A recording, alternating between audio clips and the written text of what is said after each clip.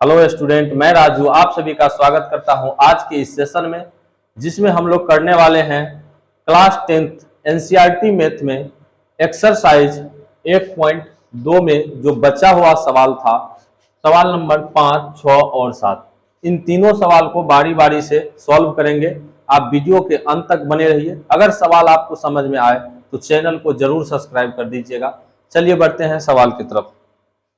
पहला सवाल है, जांच कीजिए कि क्या किसी प्राकृतिक संख्या n के लिए संख्या 6 का पावर n अंक 0 पर समाप्त हो सकती है। देखिए यहाँ पे 6 का पावर n पूछा गया है। किसी भी संख्या का पावर n पूछे, जैसे मान लीजिए कि आपसे पूछे कि 8 का पावर n 0 पर समाप्त होगा कि नहीं, या और कोई भी चीज आपसे पूछ ले तो कोई दिक्कत नहीं है। इसका एक रूल होता है जो लिख लीजिए। इसी में हम एक ही सवाल में लिख देते हैं, आप अलग से याद कर लीजिएगा। 5 का हल यहां हम स्टार्ट कर देते हैं, हल में ही हम लिख देते हैं, इसको याद रखना है। रूल ये है, अगर कोई भी संख्या का इकाई अंक यानी कोई भी संख्या अगर 0 पर समाप्त होना चाहती है तो उसके अभाज्य गुणनखंड में कम से कम एक बार 2 गुना 5 आना जरूरी है। चलिए हम यहां पे लिखते हैं, यदि कोई संख्या शून्य पर समाप्त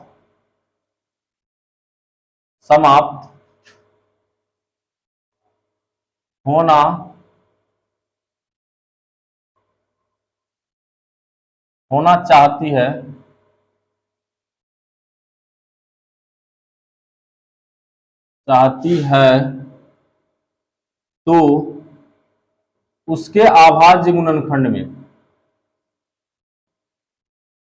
तो उसके अभाज्य गुणनखंड में कम से कम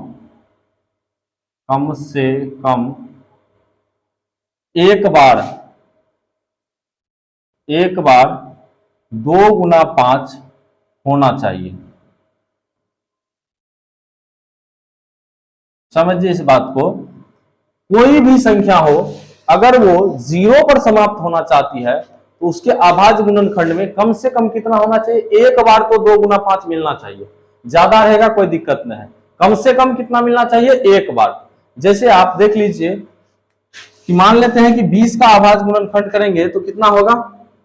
2 गुना 2 गुना 5, 2 दूनी 4 पंचे 20। देखिए इसके अभाज्य गुणनखंड में एक बार 2 गुना 5 आया, तो अब 20 का पावर n, जहां क्या है n जो है प्राकृतिक संख्या है, तो n के बारे में यहां बोला गया है कि n किसी प्राकृतिक संख्या n के लिए n जो है क्या है? प्राकृतिक संख्या है। यानी कि n बराबर यहाँ पे 1 2 3 4 डॉट डॉट डॉट प्राकृतिक संख्या के बारे में हम बताए हैं। अगर आप वीडियो नहीं देखे हैं तो पार्ट 1 वीडियो देख लीजिए, उसमें पूरा संख्या के बारे में बताए हुए हैं। तो n का मान बोला है कि प्राकृतिक संख्या, मतलब अगर यहाँ 20 का पावर हम 1 कर दे तो क्या आएगा? 20, या 20 का पावर 2 कर दे तो 400 आ जाएगा। देखिए तो इसका जो है संख्या, इकाई का संख्या 0 पर समाप्त हो रही है। इसी तरीके से अगर हम 6 को देखें, यहाँ पे बोल रहे हैं कि 6 का पावर n कभी भी 0 पर खत्म होगा? कभी नहीं होगा, क्योंकि इस 20 के अभाज्य गुणनखंड में 2 गुना 5 आया है एक बार, लेकिन 6 के अभाज्य गुणनखंड में नहीं आएगा, क्योंकि 6 का अभाज्य गुणनखंड 2 गुना 3 होगा। अब यहाँ n का मान आप बदल के देख लीजिए। अगर n का मान यहाँ 1 रखे तो 6 आएगा, n का मान 2 रखे तो 36 आएगा, n का मान 3 रखेंगे 216 आएगा। देखिए इसका इकाई अंक जो भी है 0 पे कहीं नहीं खत्म होगा। आप इसको और आगे चेक कीजिए, n का मान 4, n का मान 5, इस तरह से बढ़ते जाइए, कभी भी इसका जो है इकाई अंक 0 पर नहीं खत्म होगा, जैसे इसका 0 पे खत्म हो रहा है। तो किसी भी संख्या, कोई भी संख्या अगर 0 पर खत्म होना चाहती है तो उसका अभाज्य गुणनखंड कीजिए, और उसके अभाज्य गुणनखंड में अगर ये मिल जाए आपको एक बार, कम से कम, समझ रहे बात को, कम से कम एक बार 2 गुना 5, तो वो संख्या 0 पर समाप्त होगी, अन्यथा नहीं होगा। तो चलिए इसको हम हटाते हैं। अब इस सवाल को लेते हैं। कोई भी सवाल पूछे आपसे, यहाँ 6 का पावर n पूछे, हो सकता है 7 का पावर n पूछे, 8 10 12 20 50 कोई भी हो, बस उसका अभाज्य गुणनखंड करना है। उसमें देखना है कि एक बार 2 गुना 5 आया है तो लिखेंगे ये संख्या 0 पर समाप्त होगी, अन्यथा नहीं होगी। तो चलिए ये लिखना जरूरी है किसी भी सवाल में, इस रूल को याद रखना है। ये लिखने के बाद यहाँ पे अब करना क्या है, 6 का अभाज्य गुणनखंड कीजिए। इसीलिए 6 का अभाज्य गुणनखंड करने पर, अभाज्य गुणनखंड करेंगे तो क्या आएगा, 2 से देंगे तो 3, 3 दूनी 6। अब तो कुछ नहीं जाने वाला है, 3 एकम 3। चलिए ऐसे लिखिए डायरेक्ट 6 का अभाज्य गुणनखंड करने पर। अब लिखिए इसीलिए 6 बराबर क्या आया इसके अभाज्य गुणनखंड में, 2 गुना 3। देखिए जब हम 6 का अभाज्य गुणनखंड किए तो क्या मिला हमको, 2 गुना 3।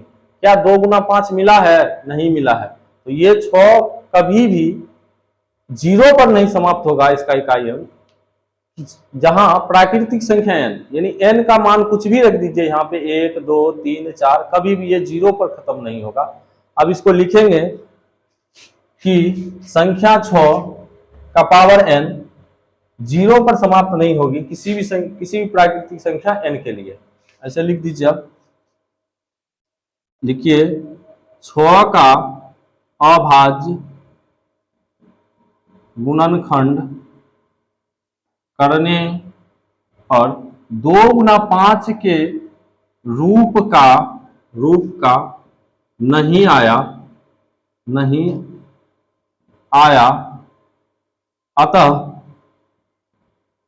अतः संख्या 6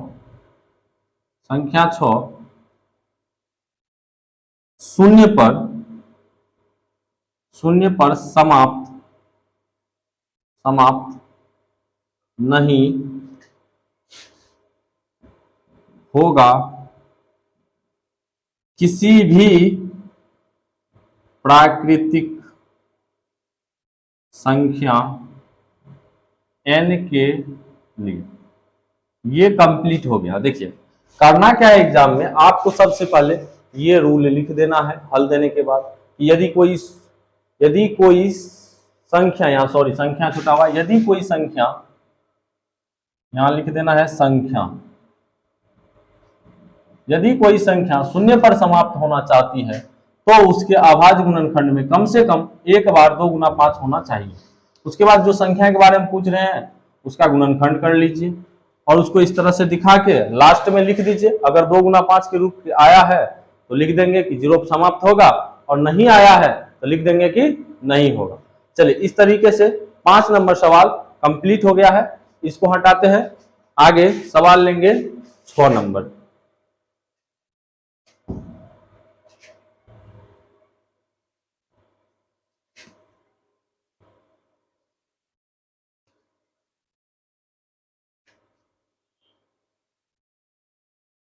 चलिए 6 नंबर सवाल में बोल रहे हैं व्याख्या कीजिए कि 7 गुना 11 गुना 13 प्लस 13 और 7 गुना 6 गुना 5 गुना 4 गुना 3 गुना 2 गुना 1 प्लस 5 भाज्य संख्याएं क्यों है। देखिए सबसे पहला बात कि इसमें बोल दिया है कि भाज्य संख्याएं क्यों है, मतलब ये भाज्य संख्या है क्यों है, यही चीज हमको बताना है। आप लोग भाज्य संख्या और अभाज्य संख्या अच्छी तरीके से जानते होंगे, और संख्या के बारे में पार्ट 1 वीडियो हम बताए हैं, उसका लिंक जो है डिस्क्रिप्शन में दे दूंगा, उसको जरूर देख लीजिएगा पार्ट 1 वीडियो को। लेकिन थोड़ा सा यहाँ चर्चा कर लेते हैं भाज्य संख्या और अभाज्य संख्या क्या होता है। भाज्य संख्या, अभाज्य संख्या, देखिए ऐसे तो आप लोग देख के पहचान लेते होंगे भाज्य संख्या और अभाज्य संख्या। भाज्य संख्या उसको कहते हैं जिसका 2 से अधिक गुणनखंड हो, या जिसमें स्वयं एक और दूसरे किसी संख्या से भी भाग लगे, उसे भाज्य संख्या कहते हैं। अभाज्य संख्या उसको कहते हैं जिसका केवल 2 गुणनखंड हो या खुद से और एक से भाग लगे।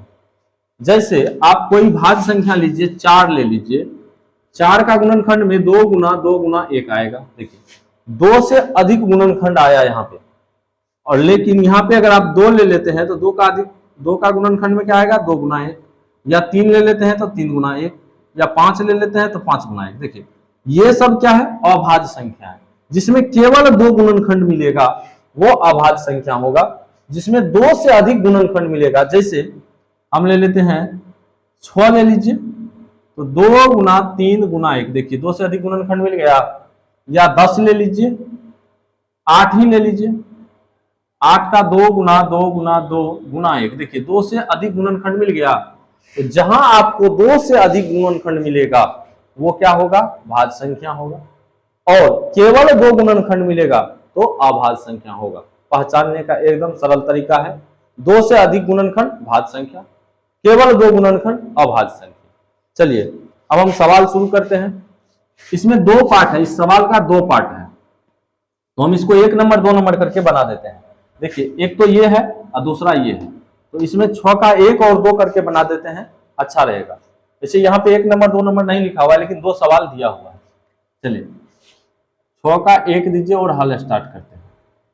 क्या बोल रहे हैं कि 7 गुना 11 गुना 13 प्लस 13 ये भाज्य संख्या है, तो क्यों है ये चीज हमको बताना है। चलिए हम क्या करेंगे, इन दोनों में ये पूरा टर्म 1 है, देखिए जब इस सबको गुना कर लीजिएगा 13 11 7 को, तो एक टर्म बन जाएगा, और ये दूसरा टर्म इधर है प्लस का 13, ये अलग टर्म है, ये अलग, दोनों जोड़ के यहाँ पे दोनों को जोड़ना है, मतलब इन सबको अगर गुना कर ले तो एक टर्म बनेगा। चलिए यहां से क्या करेंगे, इस पूरे टर्म में और इस पूरे टर्म में, इधर वाला में 13 इधर भी है 13 इधर भी, हम क्या करेंगे 13 कॉमन कर लेंगे, जो दोनों साइड है वो कॉमन हो जाता है। 13 कॉमन करेंगे तो यहाँ बचेगा 7 गुना 11, 13 यहाँ से निकल गया प्लस, और यहाँ से 13 अगर निकल गया तो 1 लिखेंगे, ठीक है।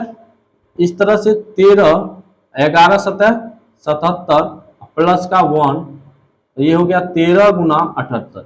अब समझिए यहाँ पे 13 निकाले तो यहाँ 1 नहीं लिखे, क्योंकि गुना में था, अगर 11 के बगल में गुना 1 ही लिख दे तो क्या फर्क पड़ेगा, कोई फर्क नहीं पड़ेगा, लेकिन प्लस में 1 लिखना जरूरी है।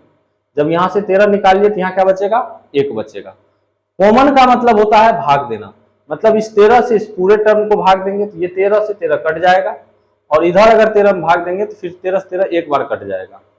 इस तरीके से देखिए 13 गुना 78, मतलब अगर 78 का गुणनखंड करेंगे तो और भी गुणनखंड होगा। आप यहाँ पे केवल दिखाने के लिए आप लिख दीजिए एक, देखिए 2 से ये जो पूरा संख्या है सबको गुना कीजिएगा तो एक ही संख्या है, और इसका गुणनखंड रूप में देखिएगा तो 13 गुना 78 गुना 1 है, मतलब 2 से अधिक गुणनखंड इस संख्या का आ रहा है।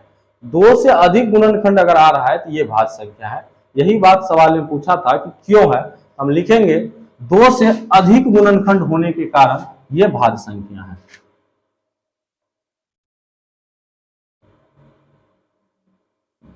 दो से अधिक गुणनखंड होने के कारण यह नहीं कीजिए, ये संख्याएं दिखा दीजिए। कितना था, 7 गुना 11 गुना 13 प्लस 13 एक भाज्य संख्या है। क्या है, एक भाज्य संख्या है। उम्मीद करते हैं आप लोग समझ गए होंगे। देखिए करना कुछ नहीं था, केवल इसको दिखाना था कि 2 से अधिक अभाज्य गुणनखंड के रूप में, और ये एक लाइन ये बात को लिख देना था कि 2 से अधिक जो है गुणनखंड होने के कारण क्या हो गया है, ये भाज्य संख्या है। मतलब 6 का 1 नंबर सवाल कंप्लीट हो गया। इसी में हम 6 का 2 बगल में बना देते हैं। देखिए 6 का 2 यहीं पे कर देते हैं, बहुत आसान है। 6 का 2 हल यहाँ स्टार्ट करेंगे। देखिए क्या दिया हुआ है, 7 से लेके 1 तक है, यानी 7 गुना 6 गुना 5 गुना 4 गुना 3 गुना 2 गुना 1 प्लस 5। देखिए ये जो है यहाँ से यहाँ तक ये पूरा एक टर्म है, और उधर प्लस 5 अलग है। देखिए इसमें और इसमें कॉमन क्या दिख रहा है, तो जब प्लस से इधर आइएगा तो यहाँ 5 है, और प्लस से उधर भी क्या है 5 है, तो 5 हम क्या करेंगे कॉमन ले लेंगे। जब दोनों साइड 5 है तो 5 को कॉमन कर लेंगे। 5 कॉमन करेंगे तो यहाँ क्या बच जाएगा, 7 गुना 6, 5 तो निकल गया, बचेगा क्या 4 गुना 3 गुना 2 गुना 1। 1 नहीं भी लिखेंगे तो काम चलेगा, 1 से गुना करने से कोई फर्क नहीं पड़ता है। प्लस हाँ, अब यहाँ 5 से 5 को, अगर ये 5 से 5 को भाग दीजिएगा तो 1 आएगा, ये 1 लिखना जरूरी है क्योंकि प्लस में।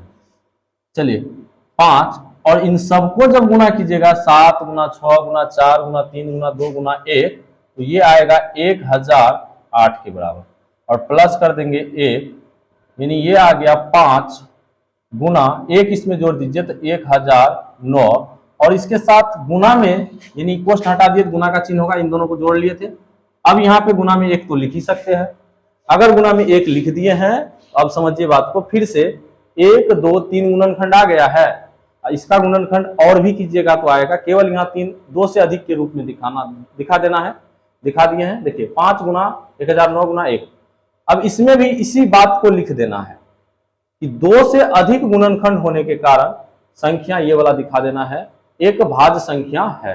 समझ रहे हैं बात को, यानी कि इसी बात को यहां पर भी लिख देना है, आपका सवाल कंप्लीट हो गया। चलिए इस तरीके से सवाल नंबर 6 का 1 और 2 दोनों पार्ट कंप्लीट हो चुका है। उम्मीद करते हैं समझ गए होंगे। अगर नहीं समझे हैं तो कमेंट बॉक्स में कमेंट कीजिए कहाँ दिक्कत है, फिर हम वहां पे आपको समझाने का कोशिश करेंगे अगले वीडियो से। चलिए अगला सवाल देखते हैं, सवाल नंबर 7। इसको थोड़ा सा हटा देते हैं।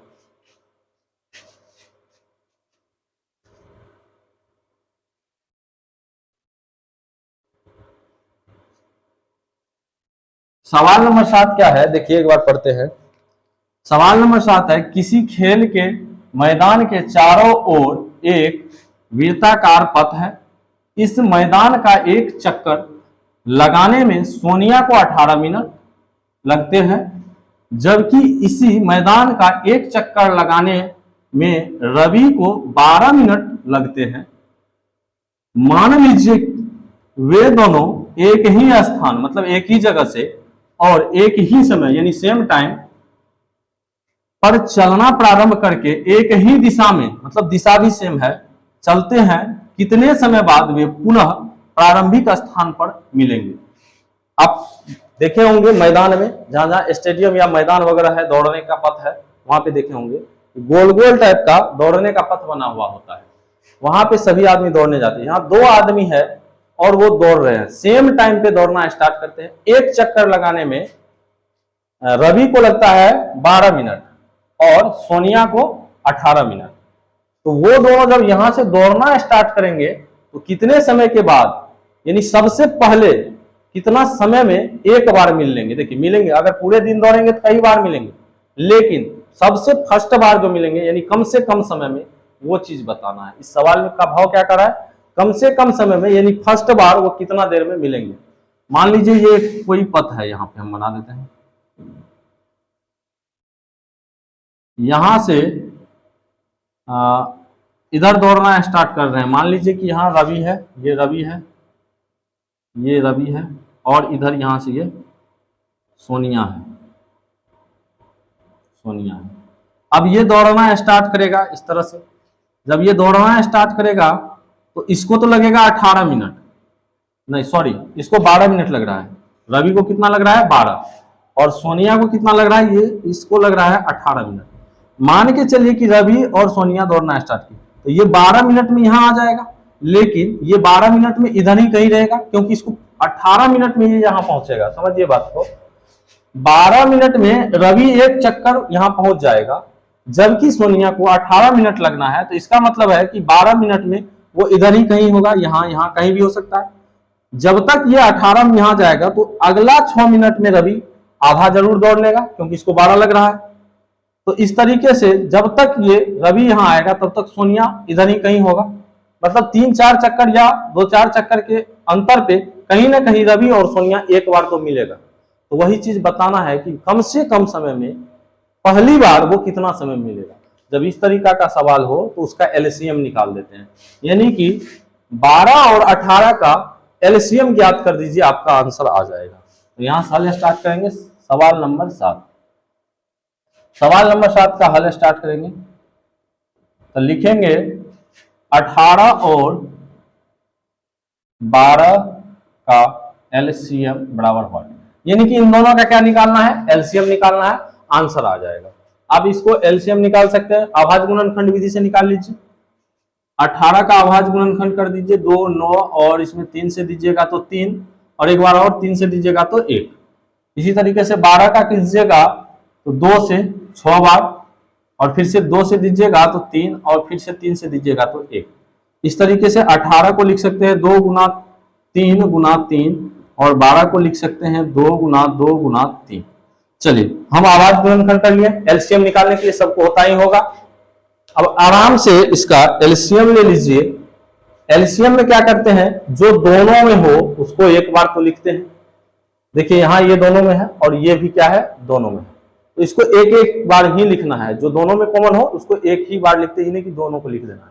लिखेंगे एलसीएम बराबर, इसमें दोनों में से 2 और इसमें से 3, इसके अलावा जो बच गया इन सबको भी लिखते हैं। तो यहाँ 3 बच गया है और यहाँ 2 बच गया है। देखिए 3 दूनी 6, 6 18, 18 दूनी 36, यानी कि 36 मिनट बाद वो दोनों एक बार मिलेगा, यानी 36 मिनट में प्रथम बार वो दोनों मिलेंगे। तो यहां लिख देंगे अतः 36 मिनट के बाद रवि और सोनिया प्रथम बार मिलेंगे। चलिए इस तरह से सवाल नंबर 7 भी कंप्लीट हुआ और इसी के साथ ये एक्सरसाइज भी कंप्लीट हो गया। दोस्तों इससे पिछले एक्सरसाइज को अगर आपको देखना है तो चैनल पे पार्ट वाइज करके वीडियो डाला हुआ है, और इस एक्सरसाइज के बाद अगला एक्सरसाइज हम लोग स्टार्ट करेंगे अगले वीडियो में।